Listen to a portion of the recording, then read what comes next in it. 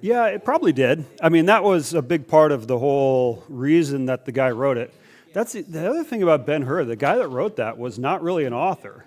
He was like a military general or something from the Civil War. And but he was a strong Christian, and he was like, I'm going to write this story. And it's an amazing story. The whole thing of forgiveness and redemption, and that's the main arc of Ben-Hur's story. His desire for revenge, and then his eventual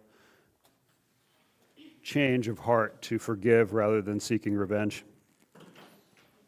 So, okay, ready for the quiz? Everybody got a piece of paper? I've got 4 real questions and 1 bonus question. And the bonus question, if you get it right, you can make up for missing one of the other ones. But if you get the bonus question wrong, it doesn't matter. It's just a bonus question. Okay, so question 1.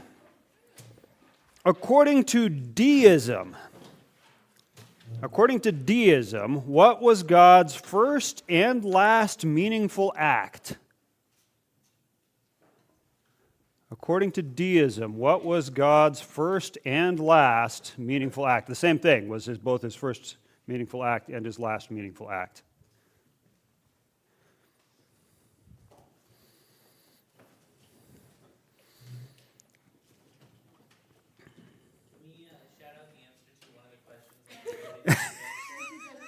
No shouting out the answers. Well, you can shout the answers after we go through them all and we're talking about it, yes. Okay, which of the American colonies was the first to separate religion and government? And there's 2 acceptable answers for this one. It's the same place, but it goes by a couple of different names.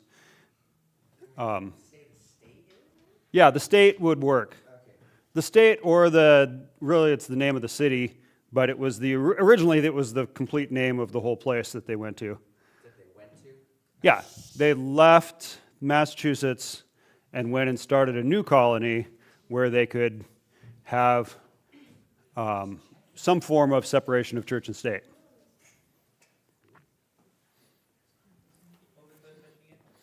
Which of the American colonies was the first to separate religion and government? So the original colonies, we'll talk about this in a bit, but they were not into the separation of church and state. They had very much, church was part of their government. But this place was the first place to not want the government involved in religion. Okay, and then we come to pietism, which when you see it written down, it looks kind of like deism, but they're very different from one another. Pietism was a movement among churches, both in Europe and America, that emphasized what? What were the pietists? What were they trying to do? They believed in the worship, specifically Apple pie, pumpkin pie. Those are both good. I think I would eat pumpkin pie. So pietism was a movement among churches. So pietism was a little different than a lot of the things we talked about because it was not a new denomination. It was something that happened in a lot of different denominations. And the pietists emphasized something. What was it that they were emphasizing? Yeah, exactly. What did the pietists emphasize?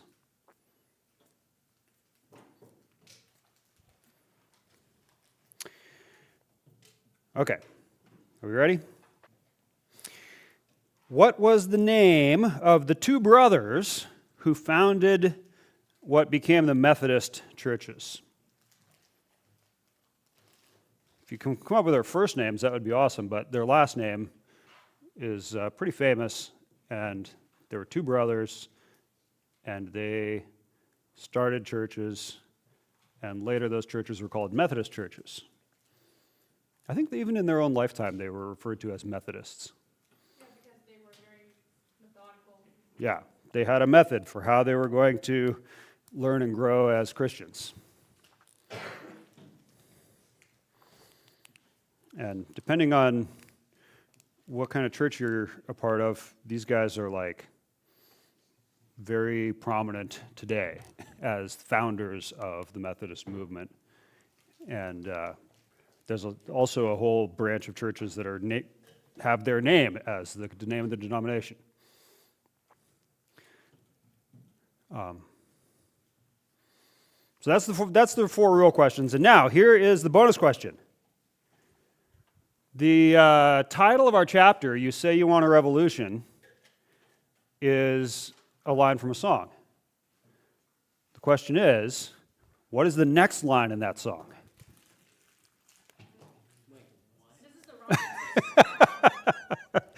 So his whole theme of this chapter, the author, is all you say you want a revolution, and then he's like, you want a revolution in societal order? You want a revolution in England or in religion? And he talks about you want a revolution and all these things.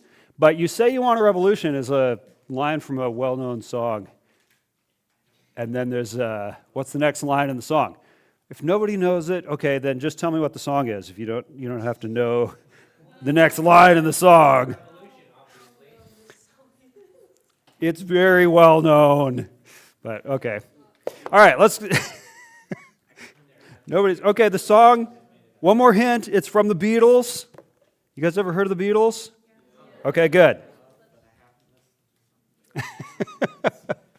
Okay, nobody knows the Beatles. The song is called Revolution, and it says, "You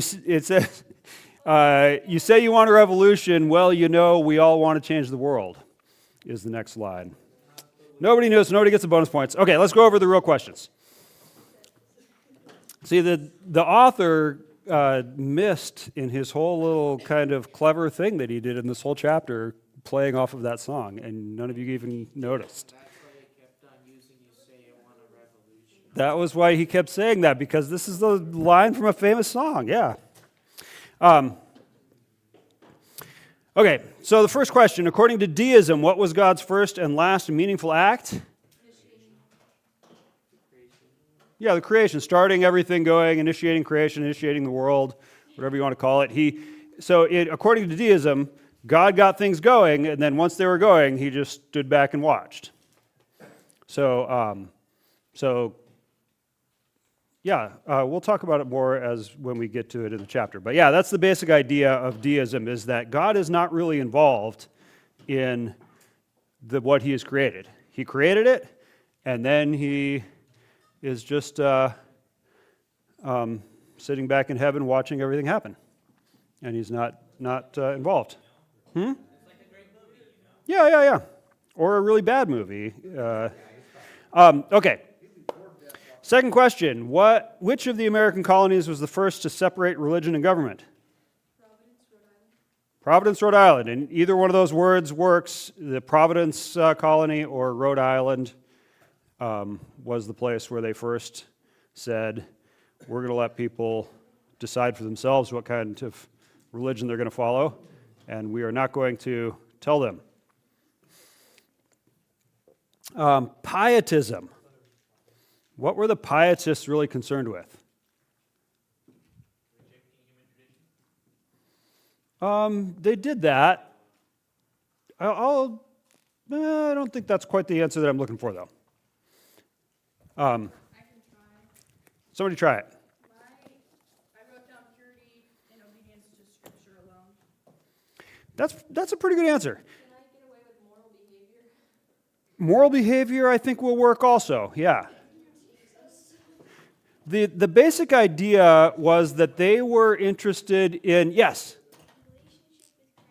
Yeah, relationship with Christ is good. They were interested in personal spirituality and your personal holiness and your personal piety. Piety is a word that we don't really use anymore, but that's what pietism comes from, is this word piety, which kind of means dedication to God or dedication to religion. So it's your personal relationship with God, your personal attempts to live a righteous life and live as a Christian. Yes? I wrote going back to God and rejecting human tradition. Yeah, going back to God and reject. Yeah, I'll take that.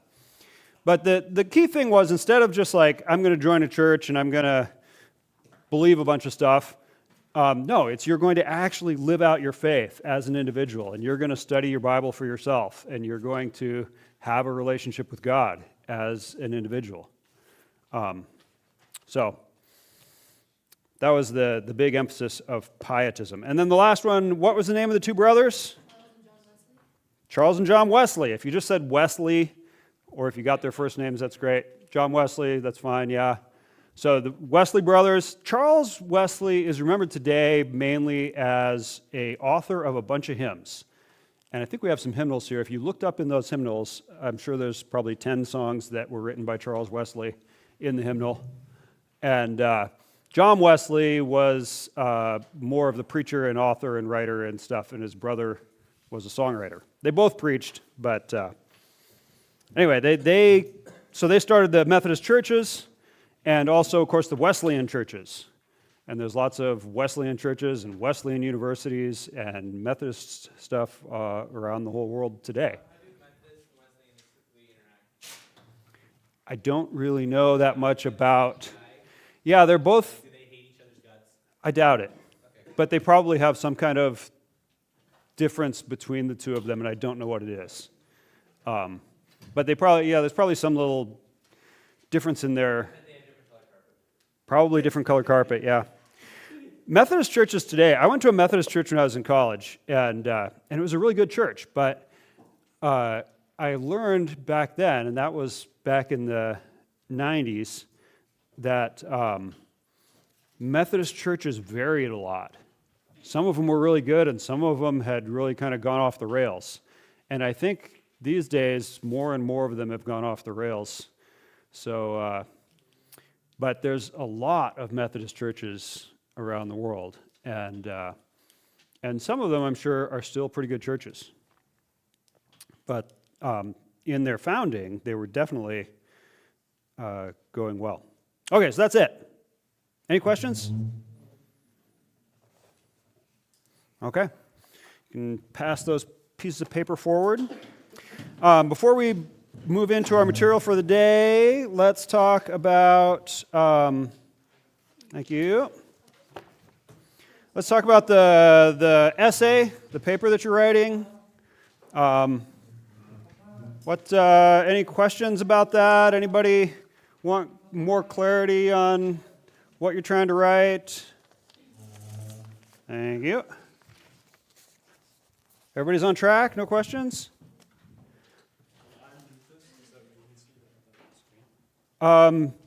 Yeah, move it up onto the stage would be good. I think it works better if it's closer to where the screen is.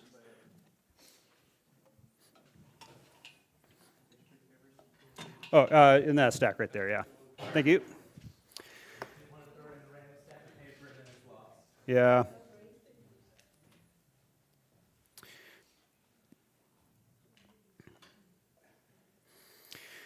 Okay, well, if there's no questions, I will assume that you guys are on track.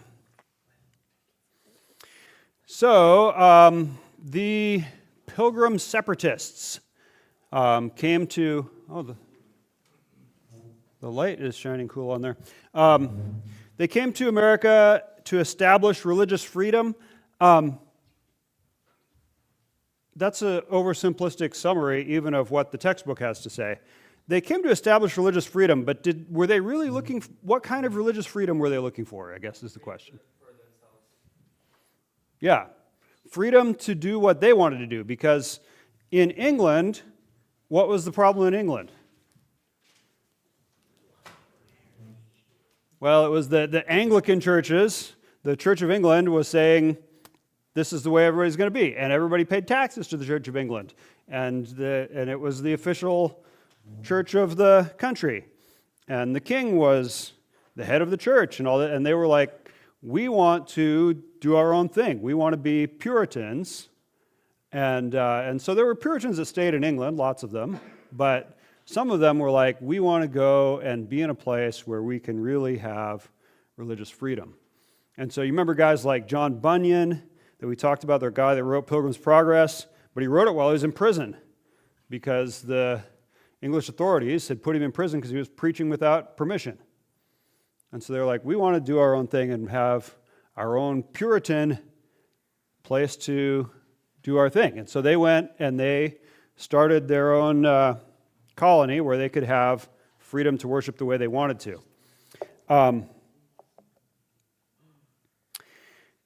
And yeah, the textbook puts it, that's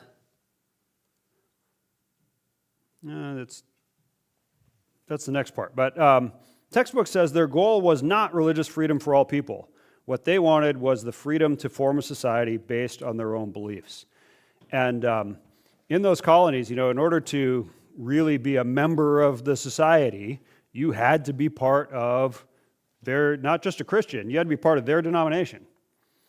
And that the church was tied to the government, just like it was back in England, where the king was the head of the church, and the government was just part of the church, and the church was part of the government, and it was the same way in the American colonies. Until Roger Williams comes along, and he says civil judges should not enforce religious beliefs, which means the government should stay out of religion. We don't want the government authorities to be involved in religion. And he also, that part people were like, whatever, just go away. Then he started talking about how the Native Americans owned the land, and so they threw him out, and he wandered down to Providence and settled there and established his new colony there. And a radical idea. A civil government that refused to favor any specific religious beliefs. And we've been talking about church history now. This is 2.5 weeks, and we've covered like 1,600 years. Aside from the early days when there was a truly anti-Christian government, ever since the days of Constantine, there has been a connection between the government and the church. How has that worked out?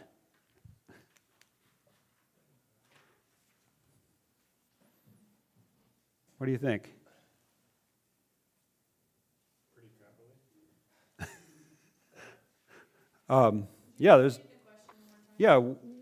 How has it been with the church and the government being connected? How has that been good for the church? Has it been good for the government? Has it been bad for the church? It's worse for the church than it is for the government, for sure. But, yeah, it's bad for the church. Yeah, I mean, on the one hand, you think about it and you're like, it ought to be good for there to be the authorities saying, we're all Christians here, and people should go to church, and we're going to use tax money to support the churches. That all sounds like good stuff.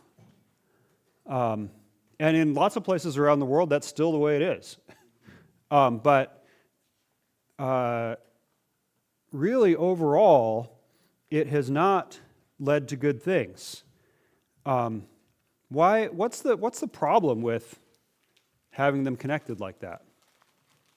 It forces belief in a belief you don't believe in, and therefore creates a country not of true believers, but of non-believers.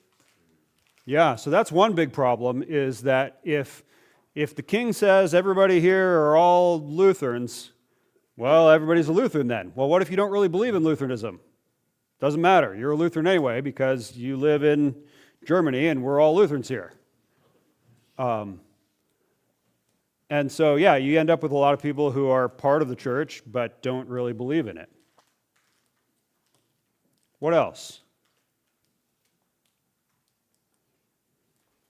It seems like every time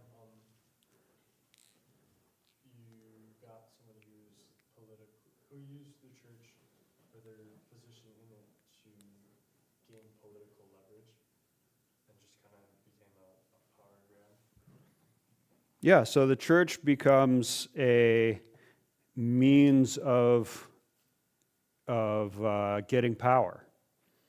And so your faith is not for its own sake, but for the sake of political power. So I'm going to tell everybody I'm full on board with God and faith and everything so that they will follow me. And I can get political power by asserting my faith. And you can tell people, like, you know, hey, it's not just that if you don't obey me, the police will come and arrest you. I'm speaking for God here. If you don't obey me, you're going to go to hell. And so the mixture of religion and government means that the government now has the authority of God. And that's a problem because the government sometimes does bad things. Yes? I have a question that's kind of bouncing off of this idea. So the idea of a country being converted, right? Because we're talking about government and church. Mm-hmm. We don't think that's a good thing because it's not a personal relationship. Mm-hmm. Because it's not. I Well, that's believe one it's of the more problems, like yeah. I have to believe. Right? Last week's class, our teacher was talking about how there was a missionary that went to some country and basically evangelized a tribe. And the tribe converted all at once because they considered themselves a people and not a person. Mm-hmm. And he said that in the society that we currently live in, we're very personalized, like one individual dependent. Whereas in that society, it's normal to be considered a part of a whole. So what is your opinion or what is your idea on, are we as Americans so independent that we think that everybody has to be independent? Or has Jesus seen it differently for many, many years before America became so individual? Yeah. Great question. And this gets to, you know, it's a pretty big, are you guys familiar with the term worldview? So your worldview is kind of your personal philosophy of how you understand who you are, who everybody else is, how the world works, God, snow, everything. It's all part of your worldview. And our worldviews are greatly influenced by our culture. And if you think that you're not influenced by your culture, you're wrong. You are tremendously influenced by your culture. And many of the things you think that because of your culture. And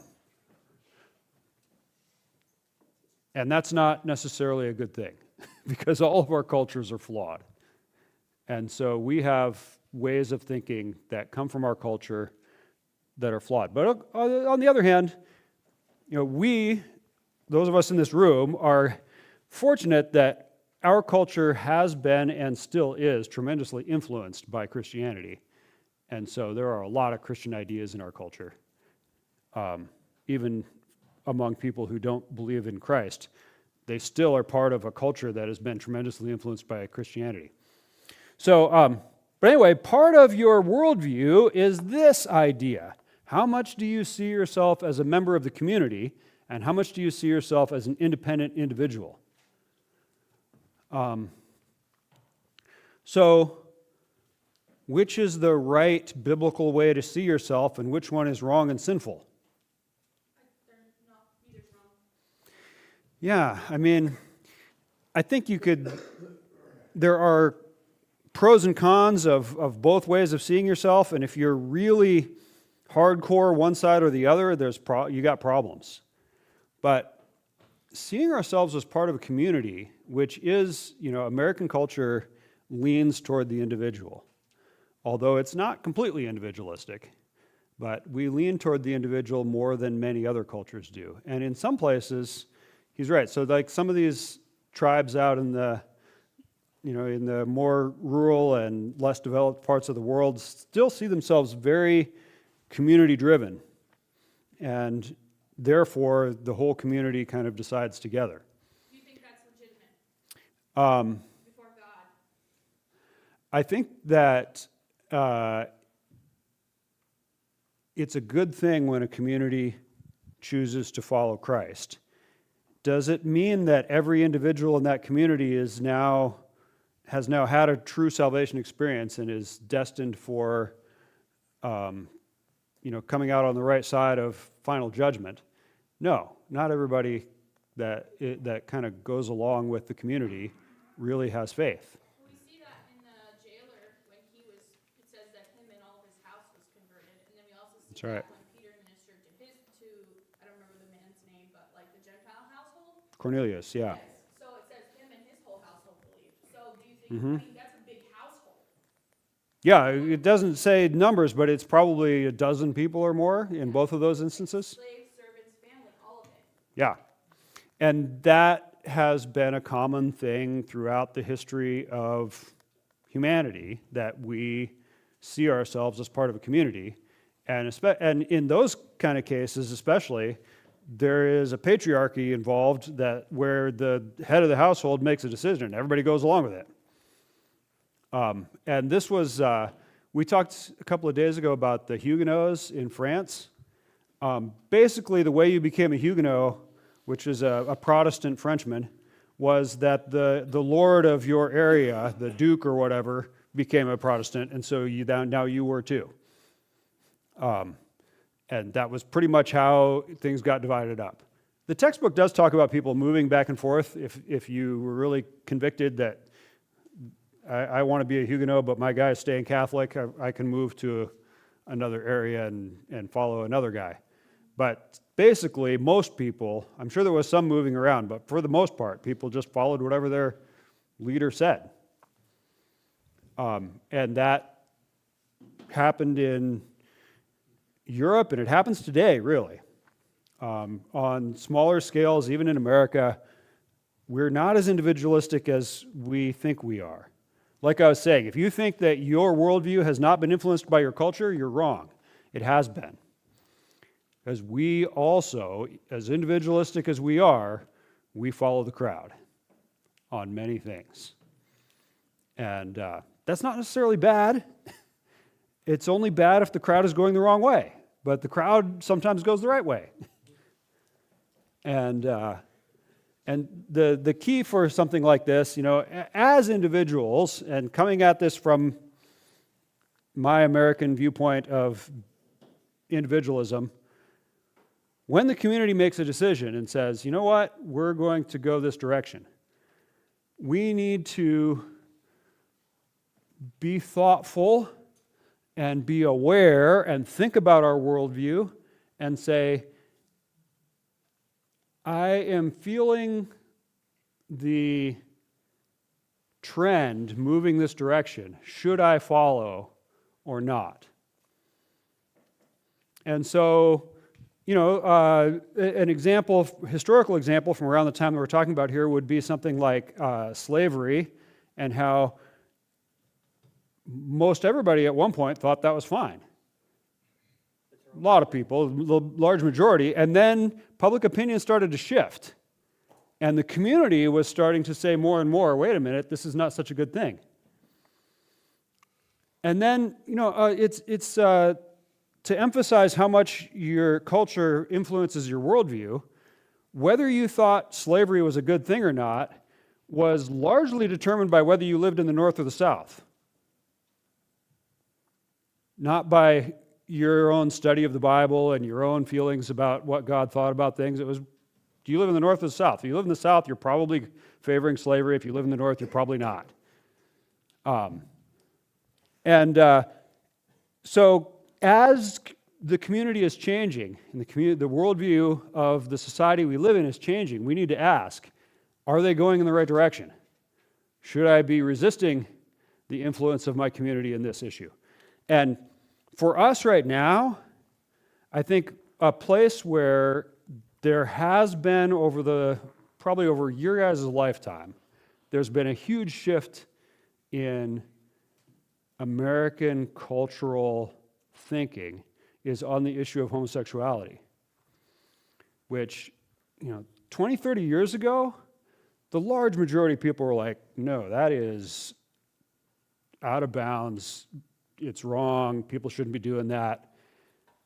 And man, now our society has really shifted and said, these people are the same as anybody else, and love is love, and two guys who want to marry each other are no different than a guy and a girl who want to marry each other. And so our culture has changed. And what should we do as Christians? We should look at that change, just like the people back in the day when everything was shifting against slavery. And they were like, our culture now is saying that this is bad. We always thought it was okay. I think the change is right. It is bad. And they went along with their culture and agreed that the change was for the good. With homosexuality, I think it's not for the better. I think we are making a mistake if we follow along with the change in our society and endorse a homosexual lifestyle as a God-approved alternative. It's not. So that whole issue of community versus individual, it's an interesting thing to think about, and we need to be aware of how much our society is influencing us, and ask the question: should we go along with what society is doing? And a lot of times we should, and sometimes we shouldn't. And of course, in our modern society, there's all these subgroups and stuff. So your subgroup might be going one way that's different than the way the majority is going. Should you be following your subgroup?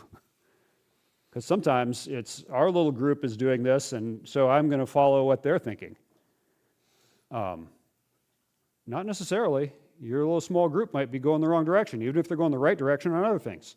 So we always have to be mindful and thoughtful and questioning of how is the culture around me influencing me. And, you want to talk about subgroups. I mean, this room is a subgroup. You guys have just spent 9 months or however long it's been together. You are influencing one another. And to some extent, you're like, okay, I'm going to believe that thing because the rest of the people in this room are all believing it. And so I'm going to go along with the crowd, which is a lot of times, especially in a place like this, that's great. That's what you should be doing, because we're in a place where truth is being taught and people are seeking God, but it's possible that some of what the group here is doing is actually off track a little bit. I don't know what it would be, but there's might be something where you guys are all kind of veering off track, and you need to be careful, even in a place like this. What am I being influenced to believe by the group that I'm a part of? Whether it's a group as small as this room, or the state of Alaska, or the United States, or whatever. So that was not in my notes to talk so much about that, but there it is. It does get into this issue of separation of church and state, which I want to talk about this now. Let's just spend some time talking about this separation of church and state. This is the quote from Roger Williams: "No person within said colony shall be called in question for any opinion in matters of religion. Persons may enjoy their own judgments in matters of religious concernment." This was unique to Rhode Island. It was not the case in the rest of the colonies. And we're going to get to that. But in the chapter, at the end of the chapter, it talks about, after the Revolution, it quotes from the Constitution. And this quote from the Constitution is the American constitutional statement on the separation of church and state. What does it actually say? It says, "Congress shall make no law respecting an establishment of religion or prohibiting the free exercise thereof. So when you get into the Constitution, you got to look at exactly what does it say. And what it says is that the federal government is not going to establish any one religion as the religion of the United States, nor is the Congress going to prohibit the free exercise of religion. One of the interesting things about that the textbook doesn't really get into it, but that was the Congress, right? Well, what about the states? Well, the states still very much had state religions, and they charged taxes that went to the church, and they said if you're going to be a member of the state or a citizen of the state of Massachusetts, you are going to be a Congregationalist, and that's the way it's going to be. And it wasn't until years later that the states all changed their laws to also separate out church and state. So even the early days of the United States, freedom of religion just meant that the federal government wasn't going to tell us all what to do in religion. And you very much had to be a Christian, profess faith in God. You had to sign a doctrinal statement to vote. If you're not a Christian person, you are not a citizen of that state, and you're not voting, and you don't count. And who was it they were trying to exclude? Not Buddhists and Muslims and Hindus. Those people, there were none of those people. Who were they trying to exclude? Catholics. Certainly Catholics would be excluded, but who else? All the other Protestants that were not part of their denomination. And so in the early days of the debates around church and state, the guys who really wanted the separation of church and state and wanted the states to stop endorsing particular religions were the Baptists. Because there were no Baptist states, and so the Baptists were a minority in all these different states, and they're like, no, we don't want the government involved in religion. We want the government to stay away, and we're going to be Baptists and do our thing with no interference from the government. And so that was the original way that in the United States this all happened. And if you, I came across a book a while back of, it was the original documents from the founding of the states in the early days of the country.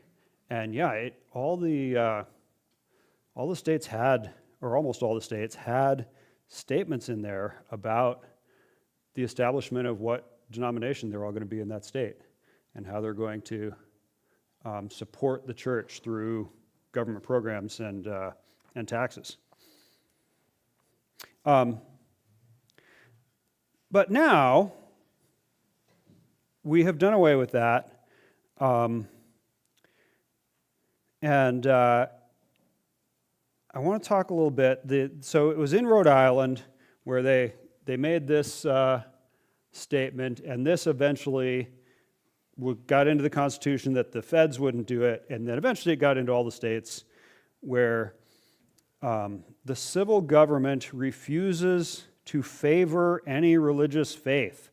And as the textbook says, that idea transformed our world. That might be a bit of an exaggeration. In much of the world today, there is still very much a connection of church and state. Not necessarily church, but many Muslim nations, they're like we used to be. We are all Muslim, and if you're not a Muslim, you're not a Pakistani. And other places, Nepal, I think it is a Hindu country. If you are in Nepal, you're Hindu. It's a Hindu kingdom. And in Tibet, it's mostly all Buddhists. And anyway, various countries still have official religions of the country. And in fact, in most of Europe, even though there's not really many Christians left in Europe, they still have official state churches and they pay taxes to support the churches in Europe. So in places like Sweden, it's Lutheran, I believe, in most of Scandinavia. And so the Lutheran churches still get tax money from the government. Yes? Do they not have to tithe then? Well, yeah, in theory, that's the way it works. Everybody pays their taxes, and then you don't have to give extra money to the church in the offering plate. The church is supported by the government. I would love that, then I would never forget to tithe. There you go. So that actually gets to the question that I want to talk about. Is separation good?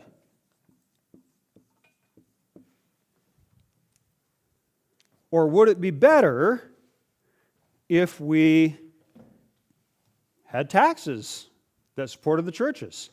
Wouldn't that simplify things a lot? And think of all the good that the church could do if it had tax money coming in instead of just voluntary donations. Yes? I think if there was an option to do it, like, you could, I don't know, check a box on a form that says, I want to pay part of my taxes. Maybe you pay like an increased amount to my church. Because I wouldn't want to pay taxes for a church that I disagree with. And if they're going to fund one church, are they going to fund all churches? There's a good question. So here's the thing with the American system as it exists right now. The government does support the churches financially. And it does it through tax means, but it's not direct financial payouts to the churches. It's tax benefits that go to, like, if you make a donation to a church, you can write that off on your taxes. Well, what does that really mean? That means if I give $10,000 to my church, I won't be taxed on that $10,000. The government's going to lose $1,500 or $2,000 of taxes that I would have paid if they weren't offering a tax deduction to me for donating to my church. Essentially, that means that the federal government just gave that church $1,500. So the fact that we can deduct our religious donations on our taxes is government support of churches. There's also other ways that the government supports churches. Churches don't pay taxes on their property. No property tax if you're a church. In Anchorage, property taxes are super high because we don't have any other taxes. So the only way for the government in Anchorage to get money is from property taxes, because there's no sales tax, there's no income tax, there's no nothing. It's just property tax. But the churches don't pay it. That's another way that the government is supporting the churches financially. And one of the ways that governments or our government can control religions is say, if you don't fall in line with what we want you to say, we will take away your tax-exempt status. And if we take away your tax-exempt status, then all your people who are donating to your church will have to pay taxes on all that money, and you're going to get less donations. And we're going to charge you taxes on your properties. And that can happen. It's not easy for a government to do that, but it can happen. Yes?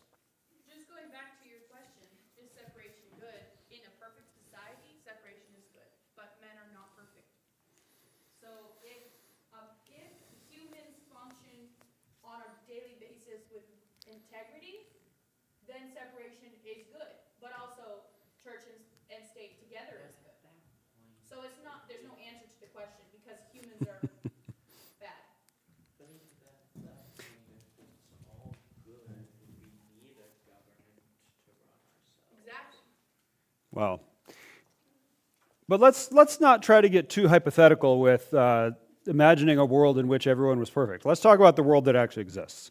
Here we are with the kind of people that we actually live with, Is it a good thing that we have separation, or would it be better if we were a Christian nation? And we said, if you're going to vote in the United States, you got to be a Christian. And if you're not a Christian, then no, you don't get to have a say. Or there's other ways too that we could establish ourselves as a truly Christian nation. Yes. I think if you combine the church and the state, you risk the church becoming far more corrupted by the state's agendas.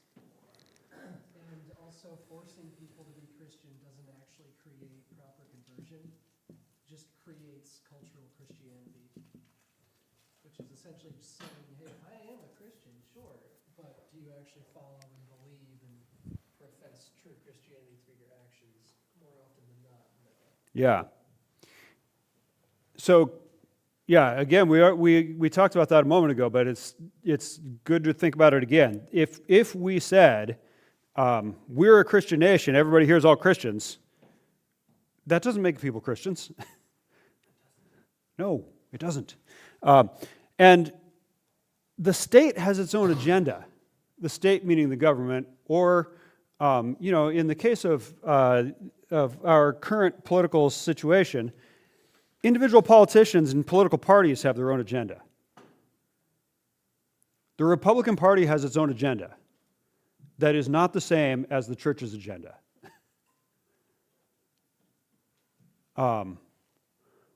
And if we combine church and state, or we combine the church with the Republican Party, pretty soon the church is serving their party's agenda rather than the party serving the church's agenda. And so, if we were not separated, there's this thing. So back in the day, the king is the head of the church and the head of the country. Well, he's the head of the church, so he ought to be directing the country to good Christian things. But he's also the king, and he has his own ideas about what he wants to happen. And because he's both the head of the church and the head of the country, he can use the power of the church to accomplish his government agenda. So it kind of, you think about it, it could go either way, right? If the church has influence in the government, then we can use the government to accomplish our agenda. But if the government has control of the churches, then the government can use the churches to accomplish their agenda.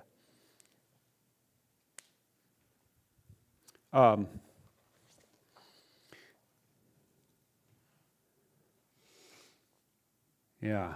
So, what other thoughts do you guys have on, do we want separation of church and state?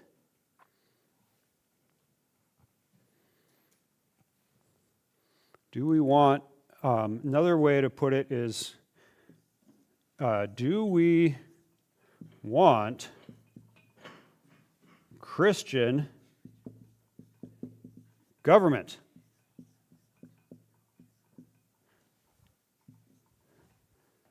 Do we want Christian government? Yes. Okay. Christian government or Christian government? A Christian government. No. Why not? I think that we don't want a forced Christian government, but if all people in our government were Christian, that'd be pretty great. That doesn't make a Christian government. So that gets to a question. If you believe that separation is good, and you really want separation of church and state, does that mean Christians should just stay out of the government?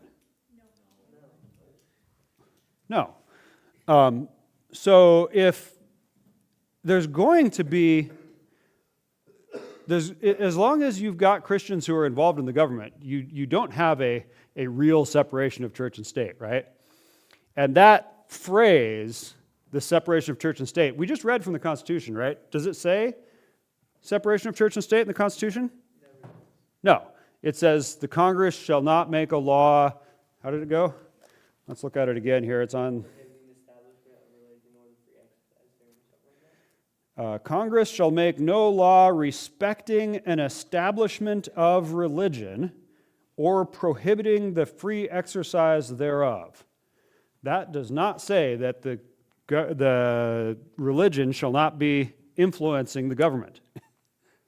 It just says that the government is not going to establish a particular religion. And in the eyes of the founders, what they really meant was, we're not going to say that we're all Methodists and you can't be a Congregationalist. The idea that we might be keeping out Buddhists and Hindus and Muslims and stuff, that never even occurred to them. Buddhists and Hindus and Muslims live off in some other part of the world. They're not here. We don't need to keep them out. That's not even something that would occur to them, that they need to do something like that. They were talking about, we want a specific kind of Christianity. And they're saying, no, we're not going to have an establishment of a specific kind of Christianity like they had in England, where there was the Church of England, that is the official state church of the government. Yes? Just going back to what I said earlier, I feel like the goal is not to have church in the government. I think the goal is integrity in the people in the government. So that does not mean it has to be Christian, but it has to be someone who has values and is honest. So we can have all sorts of different, quote, religions in the government and still have a government that works with integrity. Yeah. Idealistically, because we all know the devil works in anyone at all. So that's why I say in an ideal society, when people function with integrity, it doesn't have to be Christians. One of the things that I have learned over the years is that when you start writing on a whiteboard, you forget how to spell. So I always misspell things when I'm writing on a whiteboard. But that's a question that is a little bit of a different question. Do we want a Christian government, or do we want a government with Christian values? That is, people with integrity, who tell the truth, and who value human life, and who believe in right and wrong as described in the Bible.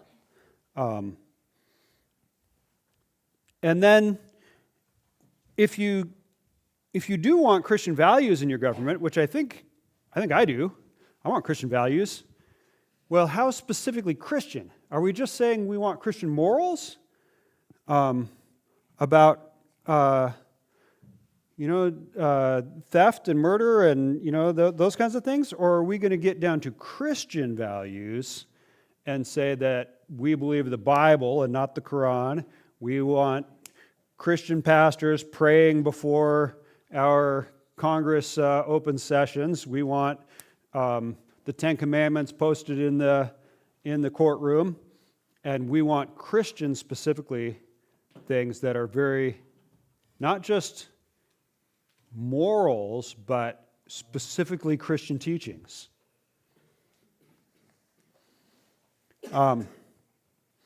And these are tough questions to think about. And lately there's been a lot of talk of something called Christian nationalism, which is very difficult for anybody to define. Like women, yes. Women are also, well, yeah. I think I could do a much better job of defining what's a woman than I can of what's a Christian nationalist. But essentially, Christian nationalists, the question of is separation good or bad is not a question that you can just have a simple answer of yes or no. It's a spectrum. How much Christian influence do we want in our government? Or how much do we want it to be kept out? And there's a wide spectrum of how involved we want it to be. And the same goes for Christian nationalism. The extreme position would say, we want a Christian nation where only Christians can vote and only Christians can hold office, and if you can't sign off on this doctrinal statement, you can't be a congressman. And we want a nation run by Christians, and everybody in the government is Christians, and we enforce that. And then we do things according to Christian values. That's kind of the extreme version of Christian nationalism. And there's not a lot of people that are really proposing that, although I think you'd find people that would think that's a really good idea. But it's a pretty small number, I think. But for the most part, people are just kind of somewhere leaning toward that end of the spectrum rather than leaning toward more separation. And it's interesting to look at the history and to see that people like the Baptists were the initial advocates for, we want the government out of our religion. And now, a lot of Baptists are like, we need more religion in our government. Yes? Do you think that's a result of us seeing what it is to have separation and how the government becomes more corrupt? So we got what we wanted, and now we're like, well, that wasn't good, and now we want it back. That actually fits right in with what I was about to have in my notes, which is that there is a pendulum of all this stuff. You guys familiar with the pendulum effect? So you got your fulcrum here, and the pendulum is over here. And this side is greater separation. And over here is greater involvement.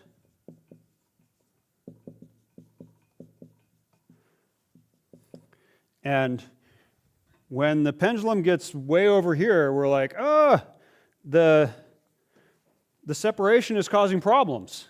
And like you say, the government's becoming more corrupt. And people are just lying all the time, and there's no consequences for it, and we're having all kinds of problems. And so we need to get more involvement of the church into the government. And so then the pendulum swings over to this side. And now we've swung across, and oh man, now we've got too much involvement. And that's also causing problems. It's corrupting the church because we're too involved in the government. And then it swings back to the other side. So we don't want to be swinging back and forth between positions and having more separation and then going with less separation. It's not helpful to swing back and forth to the extremes. Somewhere in the middle is the right place to be. Not necessarily dead center. Maybe it's leaning more that way, maybe it's leaning more this way, but somewhere away from the extremes is where we actually want to be. And when we go to the extremes, it's going to be pretty likely that it's going to swing back the other direction because of the pendulum effect. Because there's problems in the extremes. So this whole issue and exactly how do we find where we want the pendulum to be? Where is the balance between greater separation and greater involvement? And how do we avoid the flaws and the problems with either direction? And the way that things are today, at least this is overly simplified, but we see the Democratic Party leaning more to this side, and the Democrats are saying, look, we don't want religion telling us how to run the country. We want to have separation. And the Republican side is saying, no, we're going to be more involved in religion. And the Christian nationalism, however you want to define it, is a movement in many Republicans wanting more and more involvement of the church in the government. Yes. In Proverbs, it says that the people rejoice when there's a righteous king. So Mm-hmm. looking at the pendulum, what does that mean? Like, yes, Well, we want a righteous king. and that gets into a whole another thing to think about with this whole idea of the separation of church and state. If you go back to the Mosaic Law and the nation of Israel as it was established under Moses and Joshua, did they have separation of church and state? No. Absolutely not. There was zero separation. Well, there was a very tiny bit of separation in that the king was not the priest. And Saul actually got in trouble for offering sacrifices instead of waiting for the priest to do it. But the king was the spiritual leader of the people, more so than the priests were, really. If you read the history of Israel in the Old Testament, they did not have at all the separation of church and state. They didn't have churches, but separation of religion and government. And how did that go for them? When they were true to it, it went well. What do you mean by it? When they were true to, like, actually being God, the king being righteous, it went well. Yeah. So when they had a righteous king, like the proverb you just cited, when they had a righteous king, people rejoiced and things were good, and there was a good spiritual culture happening in the nation. And then the king's son would take the throne, and who knows what's going to happen with the king's son. It's an interesting study to look at the books of Kings and Chronicles. It's one of the only places, I think it's the only place, where you can see generation after generation of fathers and sons with a spiritual verdict given to each one by God. Was this guy righteous or was he sinful? And you can see generation after generation, did righteous fathers have righteous sons? Did unrighteous fathers have unrighteous sons? There's exceptions And to is the rule, is that a lot of times they did. a lot of times they did, but if you just look at the list, just go through and make a list sometime. And you really can see it in Judah, not so much in Israel, the northern kingdom, because they weren't fathers and sons. They had all kinds of coups up there. But in Judah, you've got an unbroken line of fathers and sons. And it's a little bit more likely that the son will follow in his father's footsteps, but only a little bit. You've got all kinds of evil guys that came after very righteous fathers, and all kinds of righteous guys who came right after their evil fathers. But it is a little more likely that you'll be righteous if your father was, and that you'll be evil if your father was. But it's an interesting thing. So how do we get onto that? We were talking, Israel and they did not have any separation of church and state. No separation of the government and religion. And the result was, when there was a good king, there was good spiritual life. When there was a bad king, there was bad spiritual life. And that's not really a good way of going. We don't want all the people of the nation to have so much depend on who happens to be in the government. But when you start looking at biblical teaching about government, you have to keep in mind that all that Old Testament stuff is all, there's no separation. The government and the religion are all the same thing in the Old Testament. And in the New Testament, the government is completely inaccessible to the church. The government is the Roman Empire, and you're not going to influence it. It's going to do its own thing, and you just do your thing. So our situation of being Christians in a country where we have this ability to influence our government, and where we have to have philosophies and think about, do we want to be separated or do we want to be involved, and how does it all work?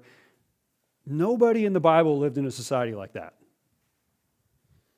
Doesn't mean the Bible doesn't have anything to say about it, but it doesn't directly address it. Their cultures and their governments were all completely different than what we have. So we have to apply biblical principles rather than just read a verse that tells us what to do.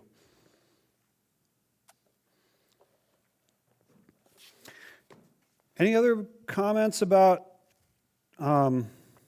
this whole issue of how we're involved in the government? Can I ask one more question? Yeah. We don't see any example of democracy in the scripture at all. Yeah, In government, like, that's true. There's no elections happening in the Bible. Maybe that's kind of implied in a couple of places. yeah, that didn't work out. What about Saul? He wasn't elected. He was a popular choice, but he was chosen by God in the end because they cast lots for him. Well, God told Samuel who the king was going to be with Saul. It wasn't an election, although he was favored by most of the people. And once he kind of established himself, he was very popular for a while. But it wasn't an election. And the thing is, rarely do democracies ever turn out well. Even America isn't established as a democracy. Well, the old saying is, democracy is the worst form of government ever invented by man, except for everything else we've ever tried.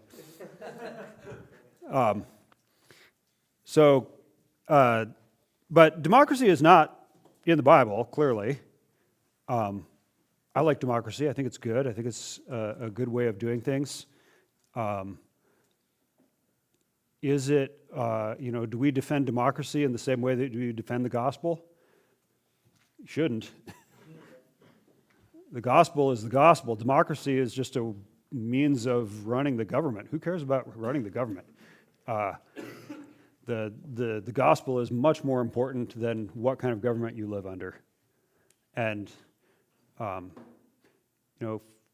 for us as Americans, it feels different because we feel like we have influence in our government through voting and through political action and all these different things. We feel like we are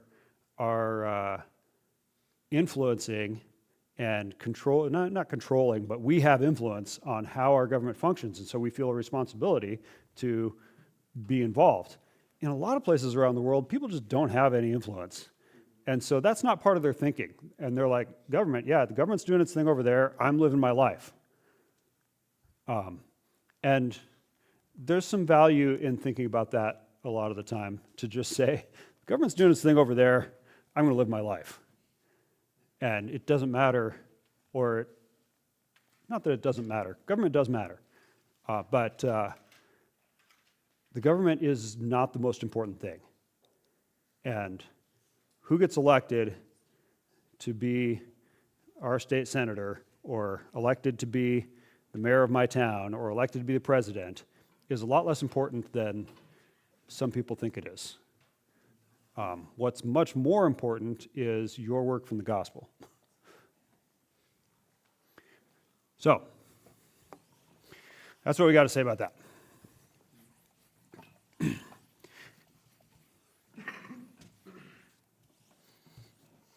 Well, let me say one last thing about that. Today, when we think about things like Christian nationalism, or that people who want more Christianity in the United States government, it's usually to say we want Christians rather than other religions. We don't want Muslims. We don't want Hindus. We want Christians, which is that's a change from the way it was back in the time of the founding of the nation.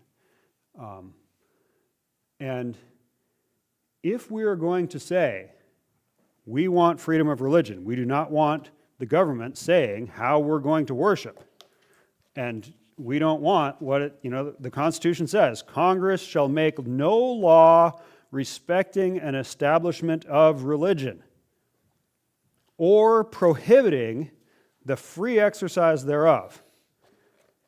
even though, as I said before, the founders probably weren't thinking about Hindus and Muslims and Buddhists and Sikhs and all these other people, today, all those people are here. And so what does the Constitution say about Muslims who want to build a mosque in our town?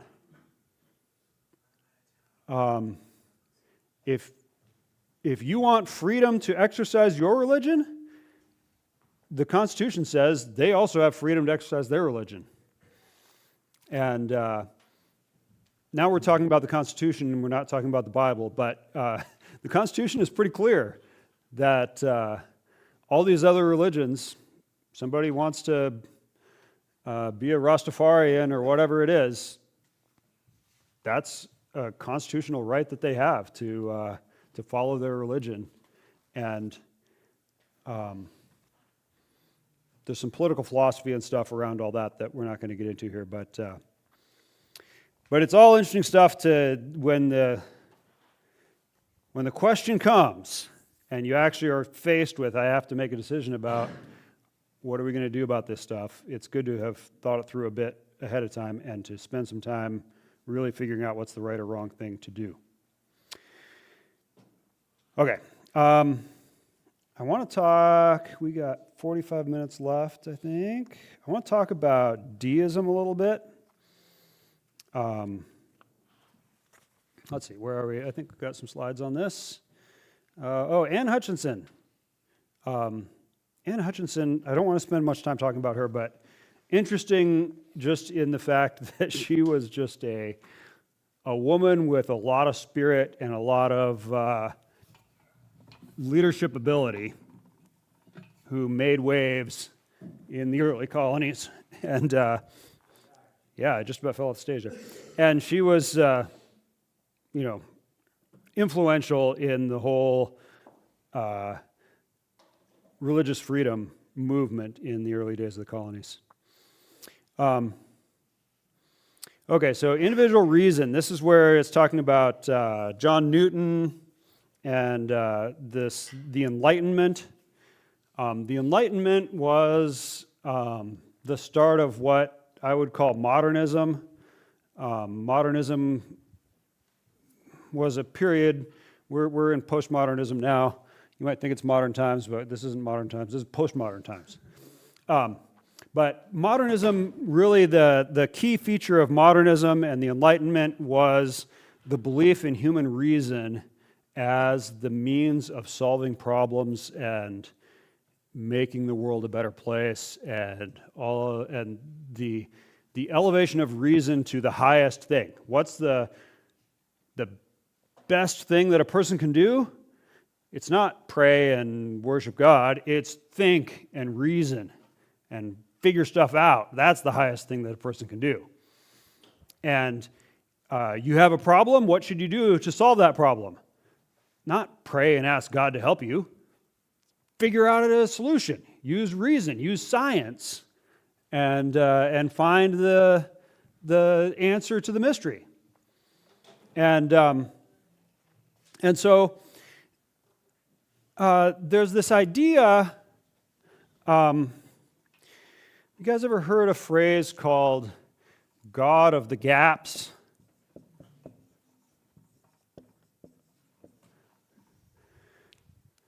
Anybody heard that phrase? Or know what it means? Do you know what it means? Yeah, it's the explanation of like, well, if you don't know what something is or how it happens, there's a God of it, basically. It's how they would basically say, well, they believed in Zeus because they didn't know how lightning worked. So, Right. So when there is a mystery, or a question of how does this thing work, like lightning, well, we don't know how it works, so there must be a God up there throwing lightning bolts down. And then later, people figured out, lightning is caused by friction between the molecules in the clouds and whatever, and it creates a buildup of electrical charge and then lightning. So now we don't need Zeus anymore because we figured out what the actual explanation is. And the same goes for all kinds of beliefs. Where do babies come from? well, storks, or God is working in the womb of the woman to knit together a baby. Well, now we figured out exactly how, the whole reproductive system works, and we know the biology of it all. We don't need God involved anymore. Or, how did people come to be on the planet Earth? Well, where did people come from? God created us and put us in the Garden of Eden. Well, now we figured out no, it was the theory of evolution is the origin of people, and so we don't need God anymore in creation to have created us. So God of the gaps says, God is just this fictional thing that people come up with to explain things they don't understand. But the more our scientific knowledge fills in the gaps in our knowledge, the less we need God. We used to think that we needed God for all kinds of things. How do crops grow? I don't know how crops grow. God makes them grow. Well, now we figured out the biology of the plant and how it all works and fertilizer and all these things, and we can make the crops grow by science. We don't need God to make the crops grow. And so this idea is obviously the phrase God of the gaps and that whole concept is an anti-God idea. It's an idea that people have said, this is what you foolish religious people believe in. You just believe in a God to explain all the things you can't explain. And I believe in science, and there are some mysteries left that we have not yet explained in science, but we're going to find the answers to those too, and then we won't need your God for anything. And you used to think that God did all these kinds of things. He created lightning, and he made crops grow and all this, and now we know that he doesn't do any of that stuff. We have scientific explanations for it, and we're going to explain everything with science and reason, and we don't need a God. So all mysteries can be solved by reason. In the book, it talks about gravity with Isaac Newton. People were like, okay, so the planets are moving around and out there, but what is causing them to move? We don't know what's causing the planets to move. And Isaac Newton figured out, you know what's causing the planets to move? The gravitational attraction from the sun is causing them to be pulled toward the sun and to be in orbit around the sun. And so now we don't need God to explain why the planets move. Yes? I think that the idea of God of the gap still exists. Humanity has just renamed it to fulfill their arrogance. Reason and science is the God now, which is ultimately self. But it's still, I don't know how to explain this, so we've slapped science on it because we don't want to answer to a higher power. Yeah. But it's still, we don't understand. We don't know how life happens. We don't understand light. We don't understand how crops grow because there's no explanation to it. We just pretend and say it's science. So, mysteries, or in the phrase here, the gaps. The gaps are the gaps in our knowledge, the mysteries that are out there. There are mysterious things in the world, and we do not know how they work. How shall we explain those things? And people have said, well, it's God is the explanation. And you're right that science has answered some questions and filled in some gaps that we didn't used to know, but there are still many mysteries that science does not understand, and sometimes scientists present it to people as if, we totally know. And then people who aren't really scientists and just are in high school and they're told by their science textbook, we totally know how this works. And they're like, okay, science has solved this.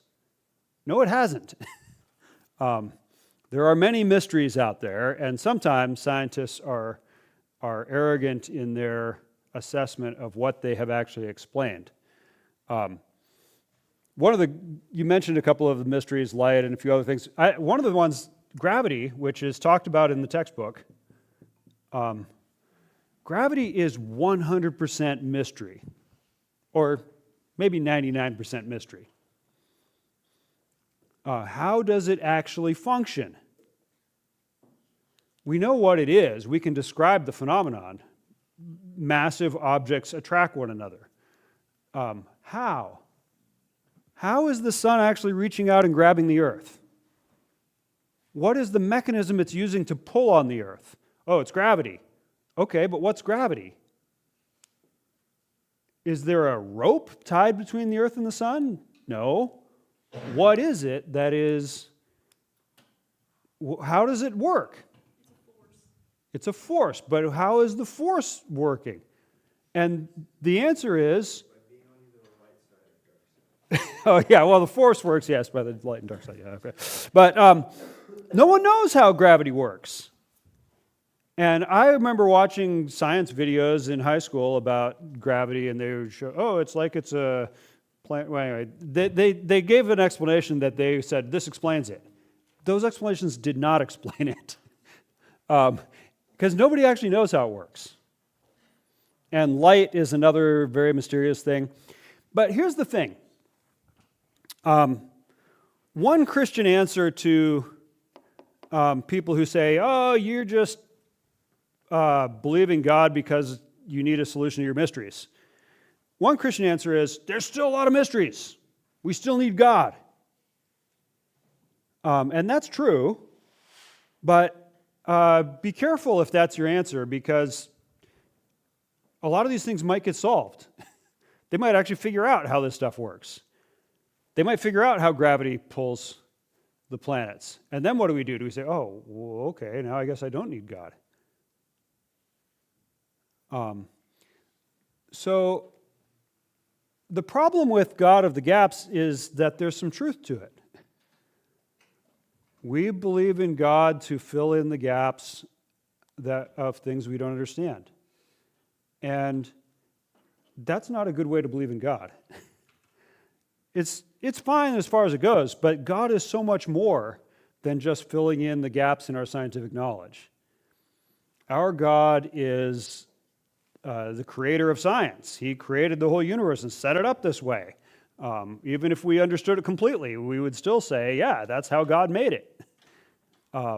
And God is a person that we can have a relationship with, and there's right and wrong, and there's heaven and hell, and all kinds of things that go way beyond God just as a means of explaining things that we don't understand. So the Enlightenment, and Isaac Newton himself, I don't know a whole lot about his personal faith, but he was a Christian as far as I understand, and he had a robust belief in God. And yet, some of his ideas and other scientists around this time led people to deism. And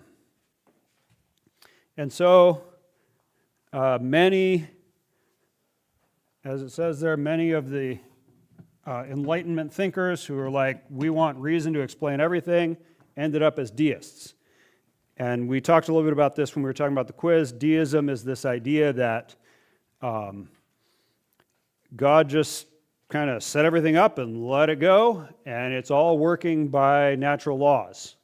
So God made gravity, but God is not now moving the earth around the sun. Gravity's doing that. God set it up, and now it's just going. And the same goes for everything else in the world. God set it all up, and now he's just watching the machine go. He's not controlling the things that are happening. So why does it rain? Does it rain because God made it rain? No, God set up the water cycle in which water evaporates and goes up into the sky and moves through the air as clouds and then comes down. And God set up the whole system, and now it just runs on its own. God's not out there saying it's going to rain tomorrow and the next day it's going to be sunny and the next day. No, God just set it all up and here it goes. And you can see that it makes a lot of sense. However, deists take that pretty far and they say, God is not involved in anything in the world. The whole thing is all just running on its own, including people and our relationships and life and death and everything. God is not involved in any of that. He Maybe he created the first humans, Adam and Eve, but then after the creation, he's just letting it go. And this is the result. But that's not what the Bible teaches. The Bible teaches that God is involved all the time. And he is, there's a little bit of fuzziness about exactly how much he's controlling every atom and molecule in the world. But God is involved in the whole creation all the time. So deism is a denial of biblical teaching. And it is basically based on the idea that we can explain everything. We don't need God. And so the only thing they couldn't explain was, where did we all come from? So they're like, okay, well, God created everything, but then he didn't do anything after that. So deism as a philosophy was popular among intellectuals especially, and it talks about it at the end of the chapter. It talks more about deism, like the last couple of pages, very end of the chapter. He says, interestingly, despite the patriotism in many pulpits, the dominant religion of the founders of the United States was deism, not Christianity. And there's some debate about that, whether the founders were deists. But he quotes Thomas Jefferson, which I'm pretty sure he's right about Jefferson. Jefferson was not a Christian. But Jefferson referred to Jesus' miracles as vulgar ignorance and fabrication. And Benjamin Franklin said, I have some doubts as to Jesus' divinity and think it needless to busy myself with it. He thinks, oh, I don't care. I don't really know if Jesus is God, but I'm too busy to find out. Yeah, he doesn't care. He's got too many other things going. Benjamin Franklin was a really interesting guy and had so many different interests, and he was an inventor and an author and all this stuff, but religion, I don't care. And he was apparently, I don't know for sure, but apparently he was a deist. And so apparently a lot of the founding fathers actually were deists in that they believed in God. Yes, there's a God. And where did we all come from? God created us. But is God involved in our lives since creation? No. We are on our own to make the world as good as we can, and God's not going to help us. So that is, like I said, there's a fair bit of debate about how orthodox and how much real Christian faith the founding fathers had. But the textbook lays it out pretty clearly that it makes the claim that most of the founding fathers were deists and not Christians. I don't know really enough about the faith of the founding fathers to say just how prominent deism was among the founders, but it certainly was part of it. And it's a pretty major problem and a pretty big denial of real Christian teaching. Okay. Yeah, the deists thought Jesus is great as a religious teacher, which is, you see that a lot today. People are like, oh yeah, Jesus had lots of good moral things to do. He told people to forgive and to love each other and to turn the other cheek and all that. That's all great. But was he God who died for our sins? No. And the deists would have said something similar. Yeah, Jesus taught lots of great stuff. They were supreme expressions of someone who lived and taught according to the laws that God had embedded in the natural order.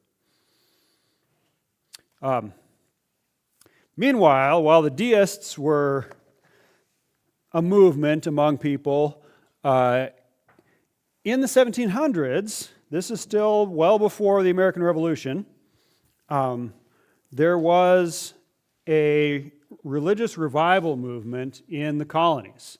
And Jonathan Edwards is one of the prominent guys from it. I hope he didn't really look like that picture, because he looks like a very grouchy guy in that picture. And he is famous for preaching a grouchy sermon, sinners in the hands of an angry God. But But Jonathan Edwards, there's a quote from him here. When he was 18, so not too far off from where you guys are in life, he wrote this in his diary, and he had 2 resolutions. Resolved that all men should live to the glory of God. Let's see, do I have this in here? No, it's not on the slide, but it's in the textbook. Resolved that all men should live to the glory of God. Resolved, secondly, that whether or not anyone else does, I will. Those are some great resolutions. That everyone ought to live for the glory of God, and that whether anyone else does or not, I'm going to.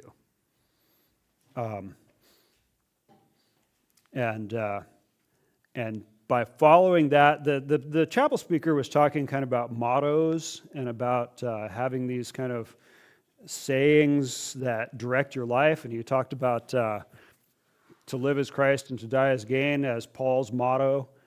Here's Jonathan Edwards' motto. Everyone should live for the glory of God, and whether anyone else does or not, I'm going to. That's great stuff. And then he became a preacher, and like it says on the slide there, 300 church members trusted Christ for the first time. This is what is commonly referred to as a revival. A movement of God where lots of people suddenly start taking their faith a lot more seriously. And the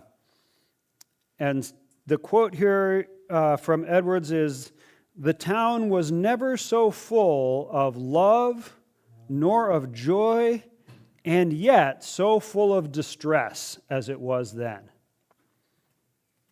So there were 3 things that he said resulted from the revival in his town. The town was full of love, joy, and distress.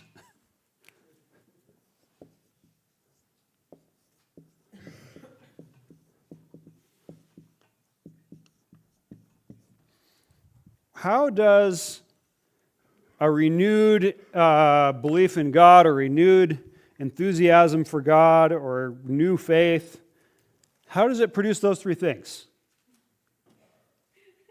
Yes? Love, because, like the scripture says, we love him because he first loved us. A renewed realization of how his love has caused us to love him.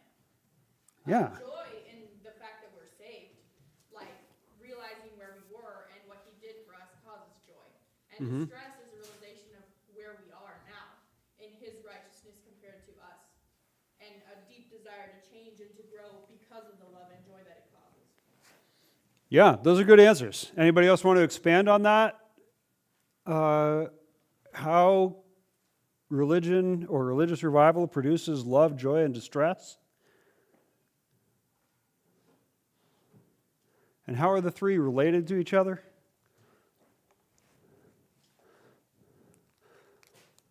Who does it cause you to love when you become a Christian, or when you have renewed faith in God?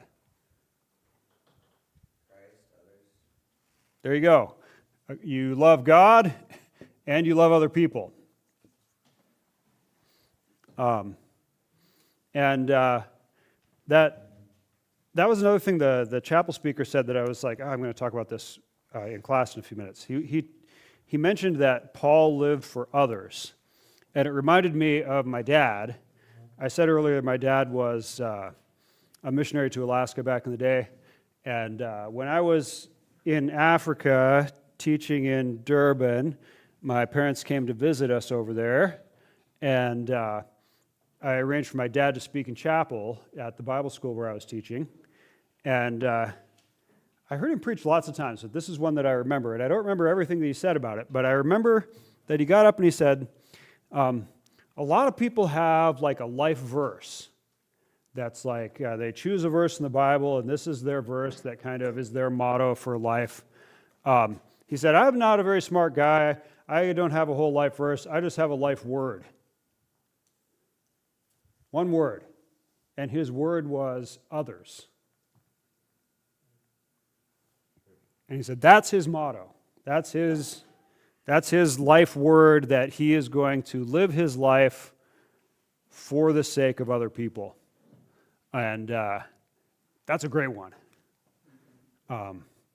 Love God, love others, and live your life for God and others. So that is a result of faith. Joy, because as we said earlier, that joy because we are thankful for our salvation. You know, we know that we are destined for glory, that we've been forgiven. What does the psalm say? Blessed is he whose sins are forgiven. And we are happy because of our forgiveness. But distress, let's talk a little bit more about that. How does our faith cause distress? What are the sources of distress in our lives? And you mentioned the, seeing where we are, our own situation. But somebody talk a little bit about what things in our situation are distressing, and then what else besides our own situation distresses us. You become aware of how sinful you are. Yeah, so you see your own sins, our own sins and failures. Even though we are joyful that we've been forgiven, it's also distressing to see how much needs to be forgiven. And how, okay, now I'm going to live for God. Dang it, I sinned again. So that's distressing, yes. I'd say you become distressed for other people's salvation. Yeah. If you're actually loving God and others, you love all these other people around you who might not be Christians yet. So, others' salvation or their need for salvation. And I would say also, you ought to, if you love people, you should be distressed for all the suffering around you. I was just talking before class about Siddhartha, which is a book about the Buddha and his life before he became the Buddha. And he was a rich prince of some kind living in like this little compound of wealth. And then he went out into the streets and saw the poverty around him. And he was moved by it, and it changed his life. We don't want to follow many of the things the Buddha did, but that's one that we should follow. When we see the suffering and the poverty and there's so many problems in the world. If you're looking around, you'll see them. My wife is a flight attendant, I mentioned a couple of times. One of her issues that she is concerned about is human trafficking. When you work in the airline industry, you are seeing trafficked people on your planes. Whether you recognize them or not is the question. But so she's involved in stuff with Alaska Airlines with trying to get more training and awareness for human trafficking stuff. So when you see the suffering of people around you, you are distressed. And when you see the sinfulness of people around you and their need for salvation, you are distressed. And when you see your own sinfulness and your own failures, you're distressed. And yet, you're also full of love and joy. And so I thought that was such an interesting three-part combination that Edwards writes about. The town was never so full of love nor joy, and yet so full of distress. Balancing those three is part of the Christian life. How are we going to really love one another? How are we going to keep joy in our lives and yet also be distressed over our own sins and distressed over the suffering around us and distressed over the need for salvation around us? And a true revival is going to produce those things.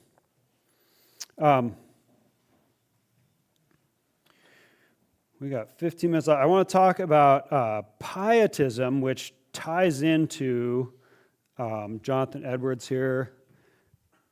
No slide quite yet. So pietism. This is one of our quiz questions about pietism. The pietists said, we want personal spirituality. We want people to have a personal relationship with God and for people to have their own faith. And this is, it ties to what we were talking about earlier about seeing yourself as a member of the community or seeing yourself as an individual. The pietists were really wanting individual righteousness and your own personal pursuit of God, your own personal pursuit of a relationship with God, and your own working on your own life, as opposed to let's have good laws and a good society. No, let's be good people. Was their emphasis. Not that they ignored everything else, but they really wanted to have this personal holiness.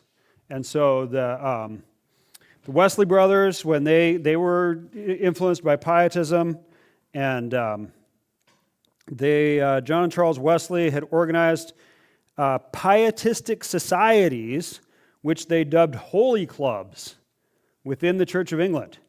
So this is like a small group or a Bible study or something inside the church. They're like, okay, those of you who really want to pursue God, we have Holy Club on Thursdays or whatever it was, and they would get together and urged members to seek God's presence through intense meditation on Scripture, fasting, and frequent participation in the Lord's Supper, and I'm sure many other things as well. But they were, like Jonathan Edwards, who resolved to say, I am going to follow God because I want to live for His glory. The Wesley brothers were like, yeah, let's do that, but it doesn't have to be individual. We're going to form a club, and our club is going to help one another to be more holy. So, the pursuit of holiness should be a big part of our lives as Christians. Yesterday we talked about that quote from John Owen, be killing sin or it will be killing you. That's also the pursuit of holiness. So I want to talk a little bit about this because this is getting a little bit outside of just church history class here and talking about what are we doing here at North Star Bible School. And the answer is we're trying to help you guys to get on a path to solid Christian living for the rest of your life. And part of that is the pursuit of holiness, which you could also call discipleship. We want to be disciples of Jesus. We want to be His followers. We want to pursue holiness and pursue righteousness and be good Christian people and live according to the way that God wants us to live. So, here's the thing that I've seen in a lot of churches, and I think churches emphasize this more than people do, but still.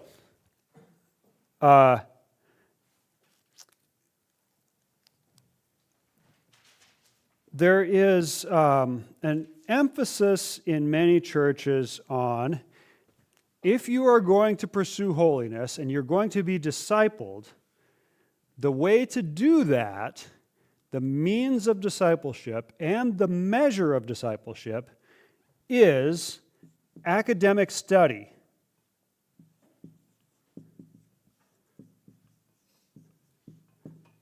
The more you know, the more mature you are as a Christian.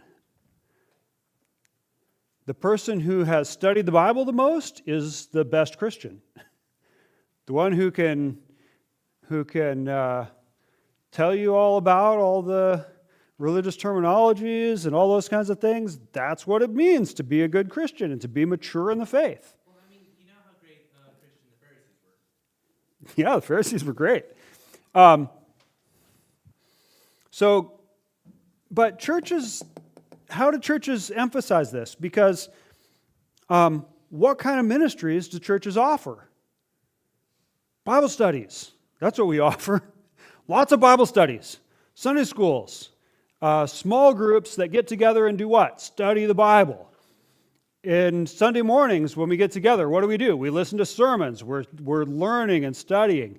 And it becomes an intellectual pursuit, which is good, but it's only good insofar as it's balanced by something else. And what is it that we balance it with? I'm just going to summarize it as good works. The Bible calls it works of righteousness sometimes.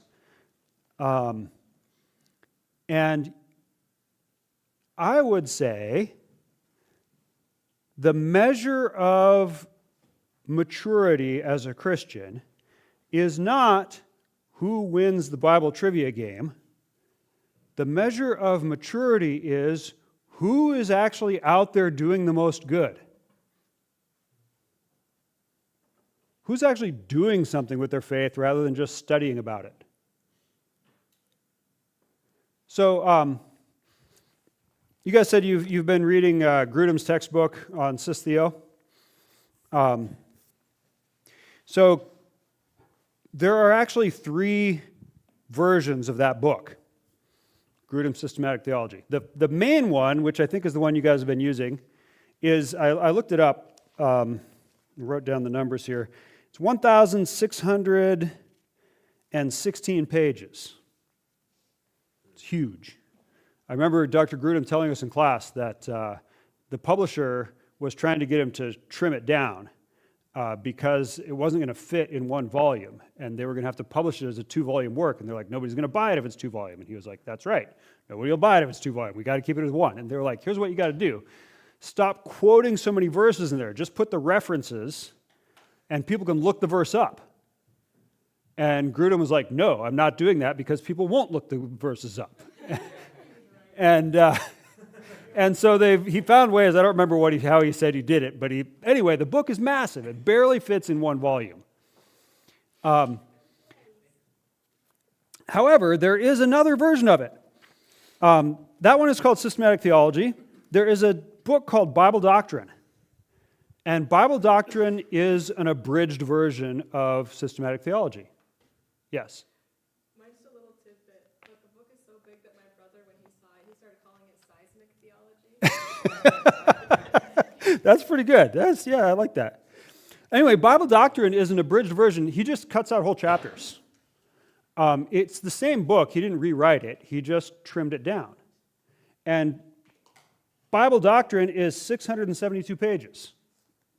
Still pretty big, but a whole lot smaller than 1,600 pages. It's nearly 1,000 pages shorter. And then there's another one. The other one is called Christian Beliefs, and it is 208 pages. It's probably about the size of this and kind of looks like a book like this.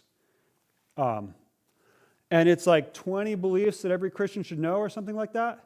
And that is also, it's not a different book. It is a trimmed down version of Systematic Theology. But they've trimmed out like 80% of it. So here's my question. Who is the actual mature Christian? Is the mature Christian the person who read the 1,600-page book and understood it? Or the person who read the 600-page book? Or the person who read the 200-page book? Which one are you going to buy? If you want to be a good Christian, do you need to buy the big book? Or is the person who read the big book, and that's what they did, and they spent all their time doing that, actually significantly less mature than the person who bought the 200-page book, and then they taught Sunday school at their church, they led worship in the service, they served food at the homeless shelter, they did the actual work. They invited their friends to come to church. They became part of Young Life and invited people to Young Life and led that. Which one is the mature Christian? I say it's the person who's actually doing what they believe, not just the person who's sitting there studying all the time and never actually doing anything.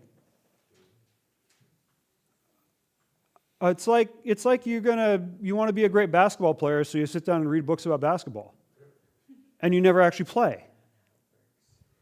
If all you're going to do is just read books about basketball, yeah, you're going to know a lot about basketball, and you might be able to describe it better than a player, because players just don't have the words. I don't know what I'm doing this. But you're not really a basketball player if all you're doing is reading about playing basketball. You're not really a good Christian if all you're doing is reading about what it is to be a good Christian. If all you're ever doing is preparing to play the game and you're never actually going out and playing the game, you're not a player. And if all you do as a Christian, I'm going to pursue holiness. How are you going to pursue holiness? I'm going to read the Bible. Well, okay, that's necessary.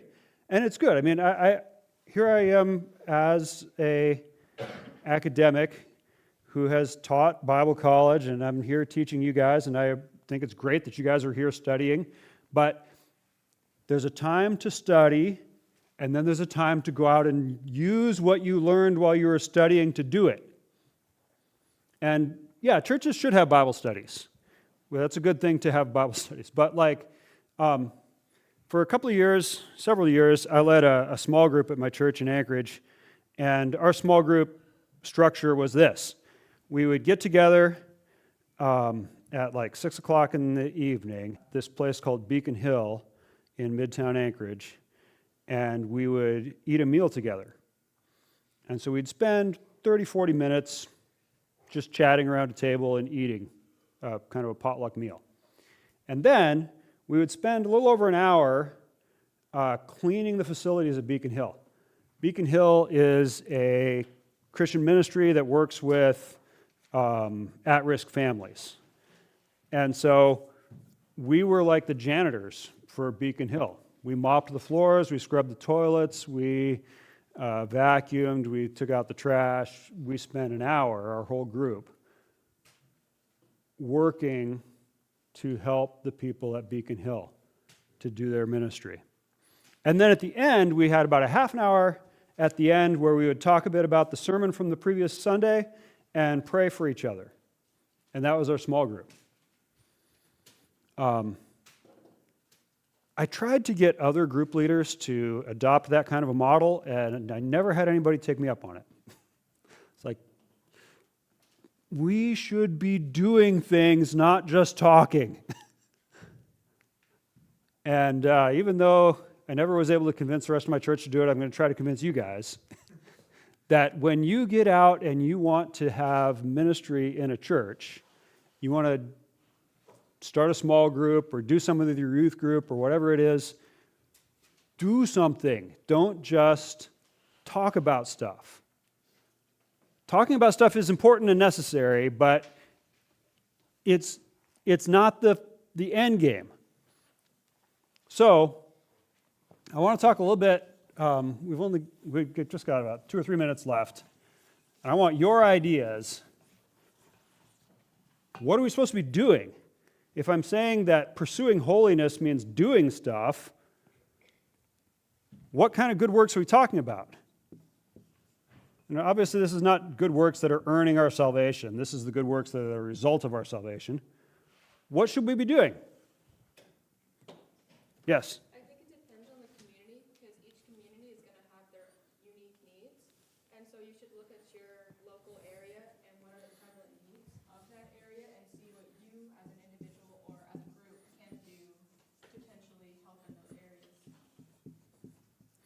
Yeah, that's a really good general statement of it. You need to serve the needs in your community. If in some places, if you're like, okay, what we're going to do is we're going to feed hungry people by having a soup kitchen, and we're going to tell people they can come here and get free soup. But if you're in a wealthy neighborhood, nobody's going to come and get free soup. They don't care about soup. They got all the soup they want. So the needs that you're trying to serve need to fit the community that you're in. And so you need to do some looking around and figure out what is it that people actually need. Okay, what else? If we say, what kinds of needs ought we to be looking for? Let me ask it that way. What kind of needs ought Christians to be meeting? In the back first. I think that no matter what kind of a community you're in, there's always a need for children ministry of some kind, whether it's foster care, adoption, provision, therapy. Children are always in need. Yeah. One of the things that I have also been involved in Anchorage with my church is OCS, the Office of Child Safety, I think is what it stands for. OCS is a government organization. They run the foster care system and a lot of other kind of stuff relating to at-risk kids and abused kids and all that kind of stuff. Through our involvement at Beacon Hill, we got to know people who were working with OCS, and they have a whole bunch of churches. Once a month, a different church comes in and provides food for all the workers at OCS and tells them, well done, keep on helping kids, and we support that ministry. So that's a way to help children. And then there's, obviously with children, there's so many different ways you can do it, but children are needy. They need all kinds of things. And they need people to teach them the gospel. So your church has Sunday school. Your church has a nursery. Get in there. Other ideas? Yes? I think there's a lot of families that will get isolated and they're under-supported, so dedicating yourself to being part of that support system. So maybe they need a ride 1 week, or maybe they need help working through paperwork, just being an extra part of their support. Yeah, supporting families in a variety of ways. I think a good kind of ministry for this kind of thing is stuff with young moms. When I was at Lazy Mountain, we had a MOPS ministry. It stands for Mothers of Preschoolers. And so all these moms with the little bitty kids would all get together. And there were a variety of ways to be involved with that. It was a pretty big ministry. But one of the things that we were always desperate for was people to watch the kids while we were having our meetings. And so that's a way that, man, those moms really appreciated being able to get together with other moms and have a break from their kids and get some good spiritual input. And yeah, that's one way of supporting families, but there are a lot of ways to do it. We're out of time, but really quickly on supporting families, I will mention my friends that I just got to see the other day in Thailand, who their whole ministry is an organization called Family Life, and they do marriage coaching and marriage training stuff to help people have better marriages. You guys are probably not quite ready to start teaching people about marriage yet, but but it could be something for the future, and it's a big need in the world to have people learn how to have a better marriage and how to be better parents and all that kind of stuff. So supporting families is big. But I think, all kinds of physical needs stuff, helping the poor is in this category. And lots of other good works that we should be doing. So find the needs in your community and meet them. Thanks, everybody.